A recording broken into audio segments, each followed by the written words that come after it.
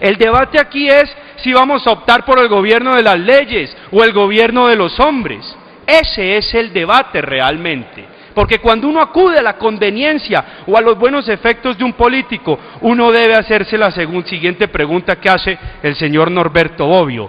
¿Buen gobierno es aquel en el que los gobernantes son buenos porque gobiernan respetando las leyes, o aquel en el que hay buenas leyes porque los gobernantes son sabios?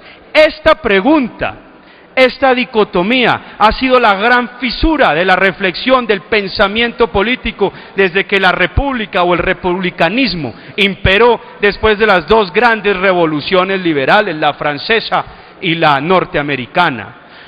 Se imperó la democracia, quedó atrás el debate entre monarquía y república. La democracia quedó como la figura, pero el nuevo debate era democracia a través de los hombres o democracia a través de las leyes. Y la primera mitad del siglo XIX, ese fue el debate, aquí en Colombia también. En esa época se acuñaron los términos del cesarismo, del bonapartismo, porque arguyendo la defensa del interés público, el argumento de la defensa de los más necesitados, llegaron personas para concentrar el poder. Decía Hamilton, casi todos los hombres que han derrocado las libertades empezaron su carrera cortejando servilmente al pueblo.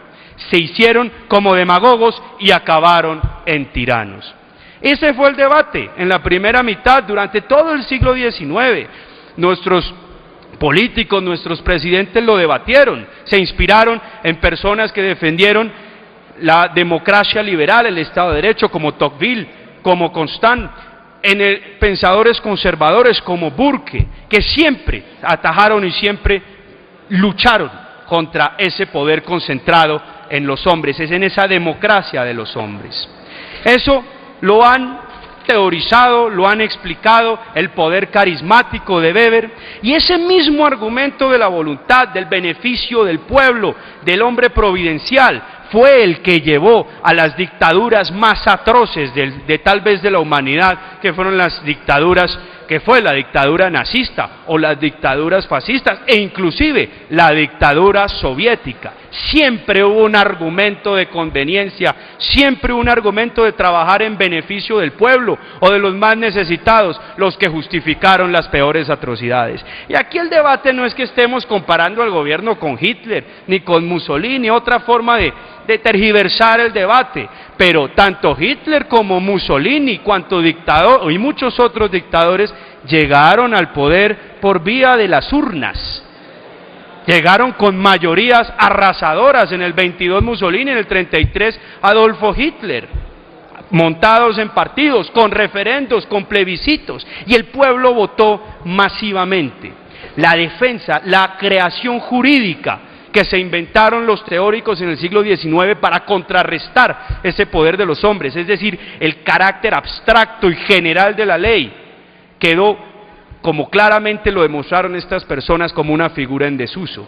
Y una figura en desuso porque a través de la ley, a través de esa soberanía parlamentaria, se crearon las leyes más injustas, más atroces, las leyes racistas, para que más adelante, después de esas atrocidades, claramente el mundo reflexionara y se diera cuenta que esa voluntad omnímona, esa voz de Dios, esa voz del pueblo con que se piensa engañar al pueblo y justificar este referendo, era una herramienta peligrosa que había que circunscribir por el derecho y por vía del derecho. Y por eso se inventaron las cortes constitucionales, pero sobre todo se inventó el principio, se inventó la idea de que la ley, volviendo al derecho natural de cierta forma, de que la ley debe tener un valor intrínseco de justicia, un valor propio de justicia, porque la ley, por mucho que sea la voluntad de la expresión popular, por mucho que tenga ese apoyo popular, puede llevar a las peores atrocidades. Hoy, pues estamos, a pesar de esos esfuerzos democráticos de una nación entera que ha defendido su democracia, echando para atrás y llevando a poner en tela de juicio muchos de estos principios. Ya termino, presidente. Ahora una reflexión sobre el referendo que presentan también como la gran panacea democrática, la herramienta indiscutible de la expresión popular, a la que nada se puede oponer. Aquí nos llega un referendo y prácticamente nos dicen que ni lo podemos voltear a mirar, que no lo podemos discutir, porque llega ungido de los 3,8 millones de votos.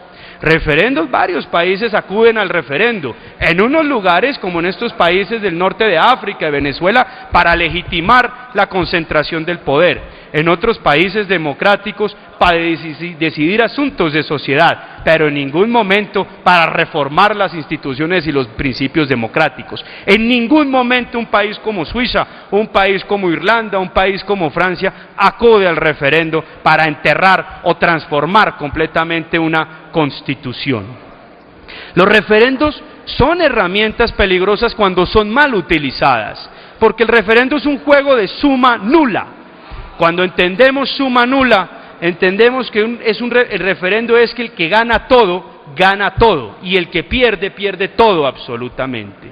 Y esto es una norma o una herramienta que por lo tanto agrava conflictos sociales, porque no podemos gobernarnos con un sistema en donde unos ganan todo y otros pierden todo. Por eso los congresos, por eso el parlamento, en donde la votación es la discusión, el consenso, la construcción sobre la base de diferentes opiniones de grandes normas. La democracia del referendo es una democracia de suma nula, una democracia excluyente. También nos debemos preguntar, ¿quiénes elaboran los referendos? Porque la clave está en definir la agenda, cuándo la presentamos, qué vamos a someter a consideración. Ese es el que tiene el poder. Una cosa es preguntarle al pueblo si está de acuerdo con la pena de muerte, y otra cosa es preguntarle al pueblo si está de acuerdo con la pena de muerte para violadores de niños. El resultado es muy diferente. El poder está en quien define la agenda. Y este es un referendo claramente que fue definido desde el gobierno nacional, y un referendo claramente que fue definido por los grandes contratistas del Estado que aportaron el grueso de los recursos para su financiación. Para ustedes es lo mismo preguntar si se está a favor de la pena de muerte o si se está a favor del aborto en un referendo. Son temas que hay que reflexionar sin duda. Por ello, por todos estos puntos sobre los que no me quiero desplayar más, presidente y estimados colegas, yo anuncio mi voto negativo, respetando por supuesto la voluntad de mi partido.